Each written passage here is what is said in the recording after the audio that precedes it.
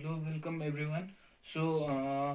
After doing so much of labor in the last class, that is considering the position of different, the position of objects at different positions, and considering the image formation of concave mirrors. Today we proceed our discussion on convex mirrors. So basically, what we know in convex mirrors is they are diverging in nature. Okay, concave mirrors are converging in nature, convex mirrors are diverging in nature. The same process will continue here as well that we did in concave mirrors. So let us start our discussion. So initially we'll discuss about the case where the object is at infinity. Infinity is a very large distance, as that I have already said. So when a ray of light is parallel to the principal axis, you can see parallel to the principal axis, it diverges. Unlike in concave mirror, it was getting converged, no?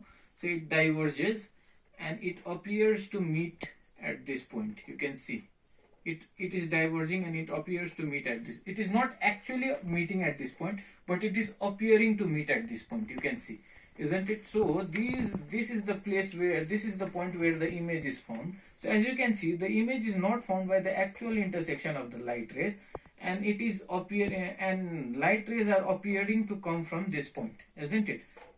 Actually the light rays are not intersecting at this point. As you can see, we have produced these rays backward. So this type of image which is not formed by the actual intersection of the light rays, this is called virtual image. So always remember, a convex mirror produces virtual image. Okay, now where is the image formed? The image is formed at the focus.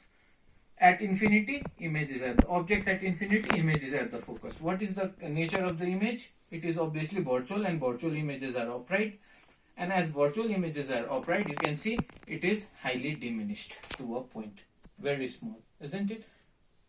Happily, thankfully, whatever, we have only one case now for convex mirror. One is at infinite distance and one is at non-infinite distance, that at any finite position, maybe at C, maybe at pole, maybe at not at pole, sorry, maybe at focus, maybe at center of curvature, wherever, but not at infinity. Between infinity and the pole, any position, at any finite position. This is another case. Ray of light parallel to the principal axis, it will diverge away, and a ray of light incident towards the focus, okay, towards the focus, hits the mirror here and it gets reflected back. You can see the image is formed here between the pole and the focus. You can see this is the focus, this is the pole. The image is formed somewhere here, and the image, as it is not formed by the actual intersection of the light rays, it is virtual. It is an obviously virtual images are upright, and as you can see, it is diminished. So one thing is clear: for convex mirrors, we need to consider only two cases. That is, one at infinite distance. At infinite distance, that is when the object is placed at infinity, the image is formed at the focus. Whereas at any finite distance, the object will be formed between, the image will be formed between the pole and the focus. Okay, it may be at any point, but not at infinity. That is the object at any point, but not at infinity.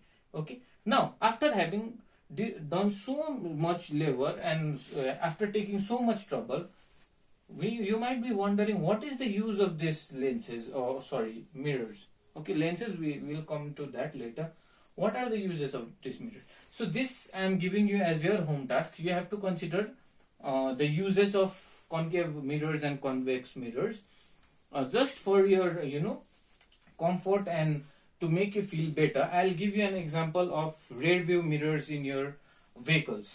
When you see people riding motorcycles and bikes, scooties and other four-wheelers, you see rear view mirrors there. So those rear view mirrors are convex mirrors. Now you must have seen, when you are riding a bike or when you are sitting behind someone, when someone is riding a bike, you can see the image appearing to be small. Image appears to be small, diminished. You can see, and you see upright image. If someone is riding with his head up, obviously people will ride with their head up, isn't it? So you will see the image upright only, with their head up only, or you see upside down. You never see an image on the rear view mirror of a convex rear view mirror of a vehicle upside down. You see always an upright image. So that image is obviously inverted, diminished, upright and diminished, isn't it? isn't it? When you are riding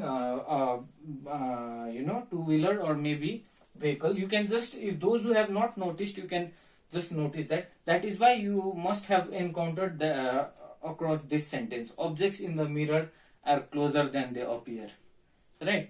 So actually the image becomes small because for convex mirrors the field of view is very very large. It can see the object at a very very large distance. The image is formed, the image is formed in the mirror. You can see the image of the object in the mirror even if the object is at a very very large distance because of its large field of view. Okay.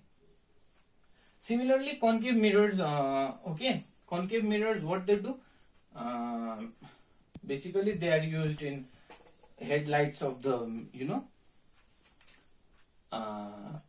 thing, cars and vehicles.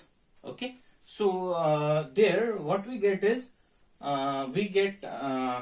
as you have already encountered across different aspects of concave mirrors, there we get obviously real and inverted images.